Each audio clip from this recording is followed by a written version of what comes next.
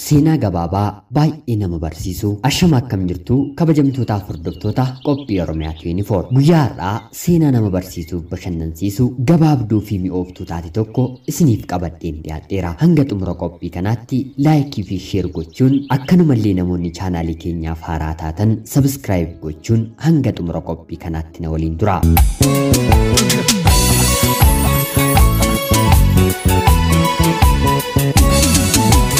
Seenaan kunis akkana jedhee jalqaba. Anii fi abbaan manaan koo jaalallee taanee waggaa 4 waliin jiraanne. Erga bultii jaarranne immoo abbaa manaa fi haadha manaa taanee waggaa 4 dabalataan waliin jiraanne. Bultii fi jaalalli garaagarummaa qaba jechuu koo miti. Gatii Anii fi abbaan manaan koo gaa'ela booda jireenya gaarii waliin hin jiraanneef hin jedhe malee. Abbaan manaan koo baay'ee cal jedheessa waan ta'eef waanuma kamiyyuu yoon balleesse ilaalee callisa ture. Sababa kanaafis anatti olaantummaatu anatti dhagahamuu jalqabe. Hiriyoonni koos gootummaa koo waan jajaniif callisee of jajuun natti dhagahame. Abbaa manaa koofis ulfina tokkollee kennuufis nan dhiise. Bakkan fedhe ooleen halkan gala. Inni hammam yoo aareeyyuu anatti hin dubbatu. Guyyaa tokko halkan yommuu galu abbaan manaan koo kun baay'ee keessi isaatii gubatee ati bultii keetii fi maaliif ulfina hin kennitu? Jaalalli keenya durii yoo eessa deeme jedhee na gaafate.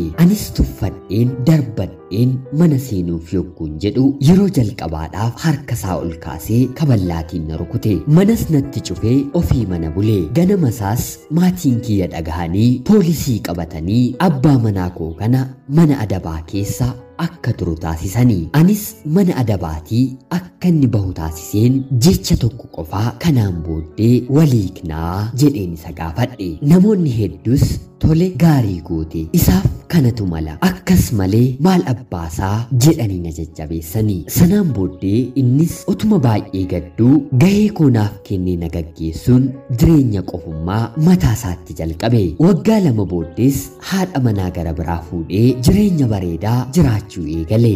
Jireenyi koo garuu oliif gadi jeeqamee warri naan kaleessa ati sirriidhaa wanta gaarii gootee akkas malee maal abbaasaa naan jedhan erga ani irraatii adda bahee badii koonatti immoo situ kana balleessee quufteetu kana gootee abbaa manaa akkasitti akkam dabartee dubbatta jechuun quba natti qabuu fi adda na fo'uu jalqabanii. Maal abbaasaa jala kuuftaa dhiirri yoom dhabamee jechuun dogongora koorratti warri na jajjabeessan ofii bultoo isaanii bareechanii jiraachaa jiru. Jireenyaa fi dogongora koorra garuu abidda qabsiisanii aariif gadda kootiin buna isaanii dhugaa jiru. Duraan warri si wajjin jirranaan jedhan hunduu na biran jiranii. Abbaan manaan koos bultoo haaraa gammachuusaaf kennu kan duraarra caalaa ijaarratee jira. Anaaf garuu jireenyi koo isheen nama miti.